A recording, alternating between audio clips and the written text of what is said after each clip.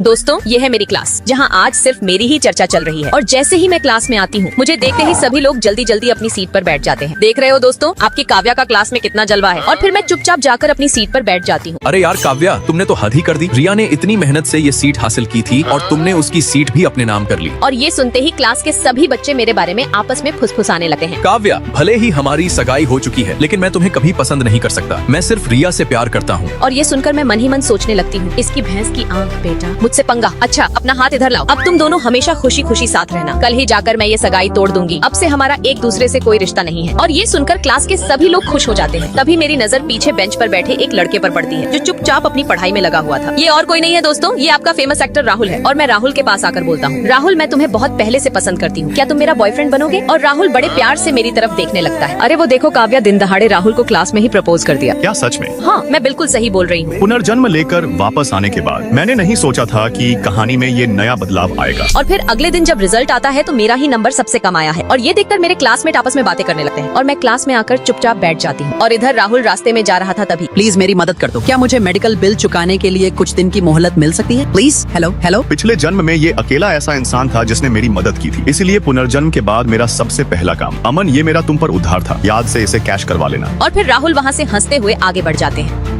काव्या, क्या तुम मुझसे सगाई करना चाहती हो? हाँ, मैं तुम्हें बहुत दिनों से पसंद करती हूँ। पर क्यों? मेरे जैसे नाजायज बेटे की घर में कोई इज्जत नहीं है। फिर मैं मन ही मन सोचती हूँ, अरे यार मैं इसे कैसे बताऊँ कि मैंने इसे खुद ही पसंद किया है। देखो राहुल, तुम मुझसे सगाई कर लो, तुम्हें इज्जत मिलने लगेगी। और फिर राहुल मन ही मन सोचता है, अरे यार, इसे मैं कैसे समझाऊं कि मेरे घर वाले मुझे एकदम नालायक समझते हैं। पता नहीं ये रिश्ता मानेंगे या नहीं। अच्छा, तो फिर तुम आखिर मुझसे क्या चाहती हो? क्या बात कर रहे हो? 30%? ये नामुमकिन है। पापा, ब्रांच कंपनी के शेयर दादाजी ने मेरे लिए छोड़े थे, मैं बस अपना हक वापस मांग रहा हूँ। अच्छा, जब तुम पहली बार इस घर में आए थे तब तो तुम कहते थे कि तुम्हें किसी चीज से कोई फर्क नहीं पड़ता, लेकिन आखिरकार अब तुम्हारा असली चेहरा सामने आ ही गया ना। लेकिन एसिटी प्रोजेक्ट का फंड तो अभी तक बैंक ने पास नहीं किया है ना। अरे, तुम्हें ये सब कैसे पता? काव्या के परिवार के कैश फ्लो सपोर्ट के बिना तुम लोग इस प्रोजेक्ट को पूरा नहीं कर पाओगे, है ना? और अब मैं काव्या से सगाई करने वाला हूँ और मुझे 30% चाहिए तो चाहिए, इसमें किसी को कोई परेशानी नहीं होनी चाहिए, है ना? और राहुल के पापा गुस्से और हैरानी से उसे देखते रह जाते हैं, लेकिन राहुल चुपचाप कमरे से बाहर निकल जाता है। अरे ओए राहुल, तुम्हें क्या लगता है वो सच में तुमसे सगाई करना चाहती है? आखिरकार अब तुम्हें काव्या से सगाई नहीं करनी पड़ेगी। तुम अपनी पसंद की लड़की के साथ रह सकते हो। क्या यही नतीजा नहीं था जो तुम सबसे ज्यादा चाहते थे? लेकिन पता नहीं क्यों तुम कुछ खास खुश नजर नहीं आ रहे हो। अरे हाँ यार, काव्या ने मुझसे सगाई तोड़ दी, फिर भी मैं खुश क्यों नहीं हूँ?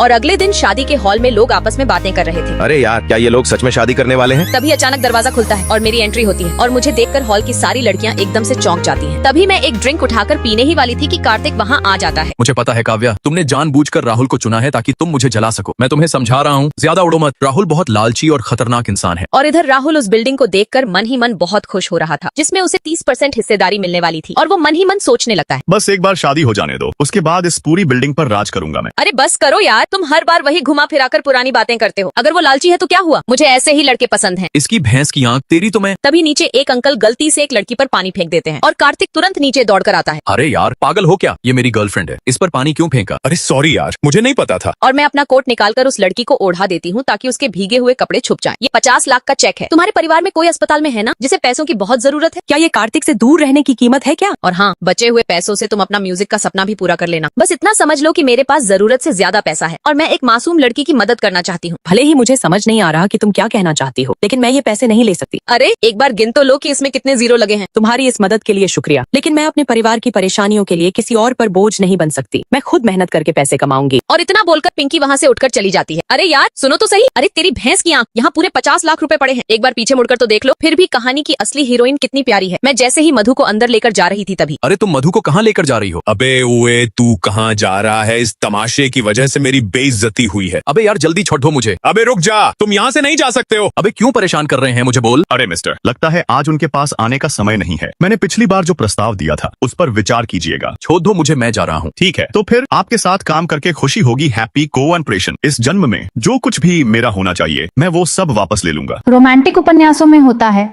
तुमसे मिलने के बाद मैं पहली बार शाओजे को मुस्कुराते हुए देख रहा हूँ। इस तरह का समर्थन करने वाला एनपीसी सा। धन्यवाद पिग्गी शाओजे। सुअर चाचा, मैंने सही जानकारी ले ली है। इसे उच्च श्रेणी के बिस्तर में स्थानांतरित कर दिया गया है। पैसे की चिंता मत करो। नहीं, मैं तुमसे उधार ले रहा हूँ। यदि मैं तुम्हारे लिए करूं। सर, आपका कार्ड फ्रीज हो गया है। गलत है, एक और तस्वीर बदलो। यह भी नहीं होगा। ये कैसे संभव हो सकता है? सर यहाँ भुगतान कैसे किया जाता है? वाह, फ्रीज कर दिया गया है, मुझे बुलाओ। सच में बिना पदार्थ के प्यार बिखरे रेत की तरह है, हवा की जरूरत नहीं, 2 कदम चलो तो बिखर जाएगा। दरअसल गुली के इस वाक्य का अर्थ बहुत रहस्यमय है। इसका मतलब क्या? आपकी सेवा कैसे है? चुशिया, मैं सच में तुम्हारा पैसा नहीं ले सकता। क्या तुम ठीक हो? क्या तुम सच में काम करके ये पैसा इकट्ठा करने की योजना बना रही हो? क्या वह उसकी तकनीक पर निर्भर है जो स्पष्ट नहीं है? लुशे, आप क्या बकवास कर रहे हैं? जब मैं स्नातक कर लूंगा। अरे, क्या तुम इंतजार कर सकते हो? मेरे पैसे और उसके पैसे में क्या फर्क है? गाड़ी में बैठकर हमेशा सुनते हुए। ओह, तुम छोटी सफेद फूल हो। तुम कह रहे हो कि तुम ठीक हो, फिर ये बिगड़ैल सीईओ वाली कहानी क्यों खेल रहे हो? आधा किताब खींच लिया है, अभी भी ठीक से नहीं। चुनाव, क्या कह रहे हो?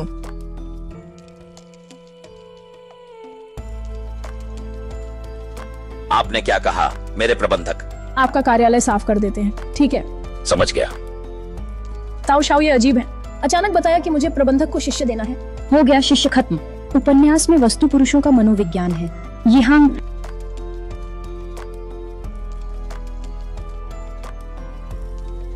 नमस्ते। आओ, धीरे धीरे, बस 2 बार खींचो। क्या हुआ? नमस्ते। मत देखो, मत देखो। कथा में सुंदरता की पूजा, दुखदाई चीजें समाप्त, सिर्फ अपनी आंखों से देखी गई हैं। तभी वह उन साये से मिले दुख को महसूस कर पाएगा।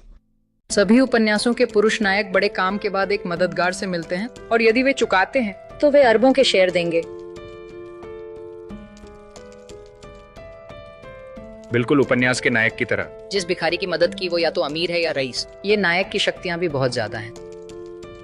नहीं, अगर वह फिर से सफल होता है तो बैंक निश्चित रूप से नुकसान उठाएगा और मेरी भविष्य के व्यापार धनी की टांग पकड़ने की योजना पूरी तरह से नष्ट हो जाएगी।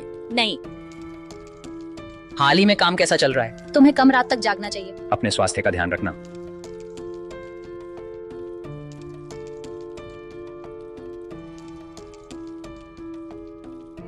अरे, मेरे पास तुम्हारी मदद के लिए कुछ नहीं है। इस कार्ड में 8 करोड़ है, इसमें 50 लाख है आपात स्थिति के लिए। भैया, कंपनी सब कुछ ठीक है। ताओ, क्या ताऊ ने हाल में तुम्हारे साथ परेशानी की है? जल्द ही एक स्वागत होगा। ओह, तो मैं पहले जा रहा हूँ। कोई बात नहीं, कोई बात नहीं, तुम उसे टूटने मत देना। गर्मी के पहले दिन आपकी मदद के लिए बहुत बहुत धन्यवाद। काम पहले मैंने तुम्हें गलत समझा, परिवार के कारणों को नजरअंदाज करते हुए। दरअसल मुझे तुमसे इतनी नफरत नहीं है। ये बुरा नहीं है, लेकिन उस लहजे में थोड़ी सी प्रेम भावना क्यों है? क्यों सभी नायक को नकारात्मक नायिका से जुड़े रहना चाहिए? ये मेरी मंगेतर है। तुम क्या करना चाहते हो? तुम मत भूलो, 1 महीने पहले वह मेरा था। रुको, वह आ रहा है, जल्दी करो। देखते हैं तुम कैसे खत्म करोगे। किसी तरह ऐसा मेरे साथ। सुअर कैसे आया? सीधे बैठो, नहीं तो मैं तुम्हें चाकू भेज दूंगा। ये क्या भद्दा दृश्य है। बचाओ। जब आप प्राचीन रोमांस उपन्यास में बुरी नायिका बनती हैं, सच में वह वास्तव में कुशल है। 3 कोणीय प्रेम के चक्कर से कभी बच नहीं पाते। प्रारंभिक गर्मियों में हम बात करें। कैसे छोटे पर ऐसा कर सकते हैं? पेंग झूठ बोल रहा है। मैंने कहा कि तुम पिक पिक को मनाने नहीं जा रहे हो। तुम मुझसे क्यों मिल रहे हो? हाल ही में मैंने बहुत सोचा है। हालांकि मैं निश्चित नहीं हूँ कि तुम्हारे प्रति मेरी भावना क्या है, लेकिन मैं तुम्हें मिलना चाहता हूँ। भाई, क्या तुमने गलत दवाई ली है? मैं गंभीरता से कह रहा हूँ। दूर हटो, तुम्हारे पास समय नहीं। मुझे पता है कि ये काफी नहीं है। मैं धीरे धीरे तुम्हें वापस कर दूंगा। ये कोई जल्दी की बात नहीं है। सुंदरियों के साथ खाना खाना मेरी इज्जत है, मैं तुमसे नहीं। एक अनोखी दुनिया का। ताओ ताओ, मैं चूदों जी खाया करूंगा, सच में। अगर पुरुष और महिला एक साथ रहते हैं तो ये दुनिया मेरे ज्ञान के अनुसार नहीं होगी। मुझे कोई तरीका सोचना होगा। बात ऐसी ही है, इसलिए। क्या तुम चाहती हो कि मैं तुम्हारे साथ एक नाटक करूं? मुझे लगा कि वह तुम्हारे पास लौट कर आएगा तो तुम खुश होगी। कैसे संभव है? मैं तो लगभग परेशान हो गया हूँ। तुम बस मुझसे वादा करो। ठीक है। तुम मुझे कैसे खेलने के लिए कहना चाहते हो? मैंने तुम्हें कहा था कि इहंग परिवार से मत भिड़ो। अब समस्या हो गई है। क्या तुम संतुष्ट हो? अरे पिता, क्या हुआ? हाउ हाउ जियोक्सिया। क्या मेरी मशीन के दखल देने के कारण उपन्यास में सब कुछ पहले ही हो चुका है, जिसमें मेरा परिवार भी शामिल है? नहीं, मुझे बाहर जाना है। चुशिया के घर की दिवालिया, वह जेन पे मिन्नत करने आया, लेकिन लावे ने उसे रोक दिया। 2 सालों की तैयारी के बाद वह कैसे आया? क्या आप सुरक्षित तरीके से अपना नाम बता सकते हैं? तो आपका और चोक्सिया का विवाह प्रस्ताव। अब मेरे लिए प्रारंभिक ग्रीष्मकाल का कोई मूल्य नहीं है। टिड्डा बिच्छू, पीले चिड़िया कहाँ है?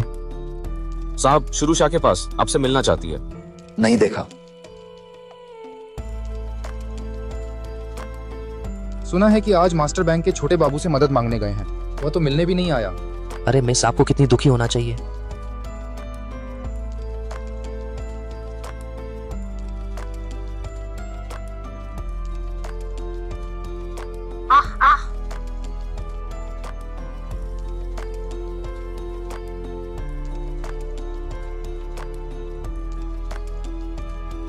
मुझे परवाह नहीं, अपना सिर मत झुकाओ।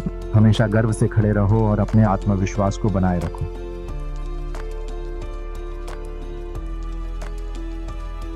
मुझे बुलाया गया और फिर अचानक इनकार कर दिया गया। केवल इस तरह वे मुझ पर सतर्कता कम कर सकते हैं, तभी मैं कार्रवाई कर सकता हूँ। मैं जानता था कि तुम आखिरकार आओगे। तुम मेरी मंगेतर हो, मैं तुम्हारी परवाह कैसे नहीं कर सकता।